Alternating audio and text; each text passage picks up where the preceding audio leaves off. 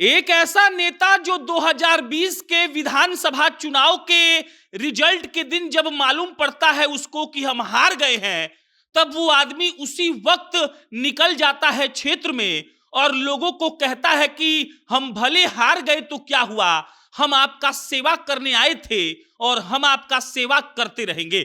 और उसके बाद सारण के माझी विधानसभा क्षेत्र के राणा प्रताप सिंह की चर्चा आज हम करेंगे, क्योंकि राणा प्रताप सिंह के कई फोटोज सोशल मीडिया पर वायरल हैं और वो फोटोज हैं जनसंपर्क यात्रा करते हुए।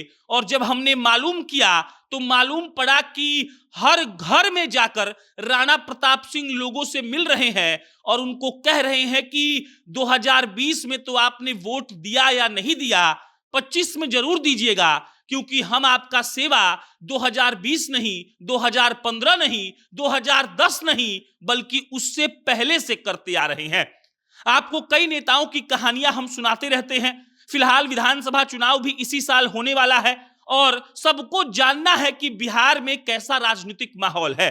और आज के नेता लोगों की कहानी में हम राणा प्रताप सिंह की कहानी आपको सुनाएंगे, जो मांझी विधानसभा चुनाव क्षेत्र से आते हैं।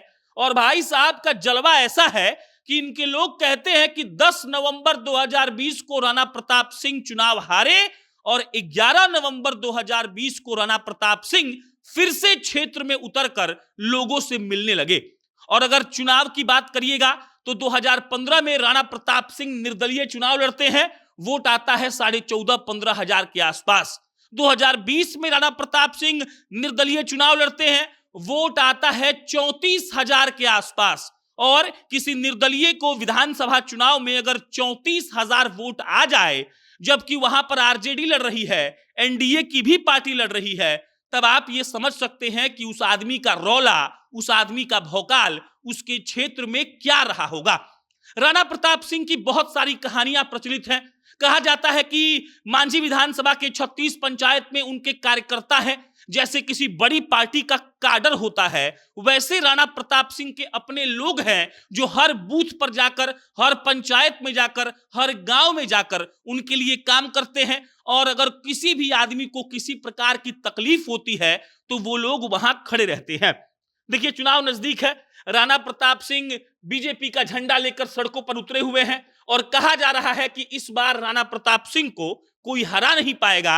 और जिस तरीके से राणा प्रताप सिंह क्षेत्र में लगे हैं, ऐसा देखकर प्रतीत हो रहा है कि इस बार शायद मांझी विधानसभा में बदलाव हो जाए। पूछने पे मालूम चलता है कि राणा प्रताप सिंह जब लोगों से मिलते हैं तो बड़ा बेसिक सा बात कहते हैं। वो कहते हैं कि अगर आपके गांव में किसी का तबीयत खराब हो जाए और आपके घर पर 15 मिनट के भीतर एम्बुलेंस ना पहुंचे तो ये गलत बात है।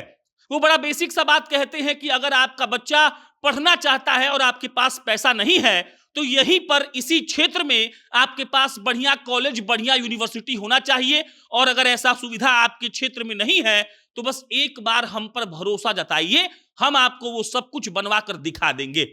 वो कहते हैं कि सड़कों का जाल तो बिछा दिया गया है, लेकिन बच्चों के सुनहरे भविष्य के लिए हर विधानसभा क्षेत्र में ऐसे लघु उद्योग होने चाहिए जो उनके काम आए, जो उनको पैसा कमा कर दे और जिस पर वो लोग डिपेंडेंट हो सके। और 15-20 हजार रुपए महीने कमाने के लिए कम से कम उनको दिल्ली, बेंगलोर और मुंबई की सड़कों पर ना सोना पड़े। मांझी विधानसभा का बात करिएगा तो वहां से अभी माले के विधायक हैं। माले के विधायक साहब का भी बहुत चर्चा होते रहता है। भाई साहब कभी कभी कुछ भी बोलते रहते हैं, लेकिन अभी वहां की लड़ाई बहुत दिलचस्प हो चुकी है और राणा प्रताप सिंह ने अपने मौजूदगी भर से सबको डुला दिया है।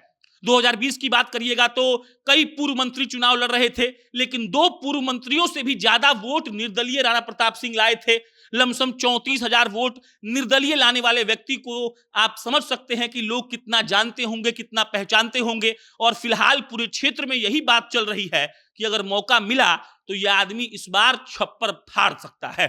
बाकी आपका इस पर क्या विचार है, कमेंट बॉक्स में लिख के बताइएगा। मेरा नाम प्रशांत राय है। बहुत बहुत धन्यवाद।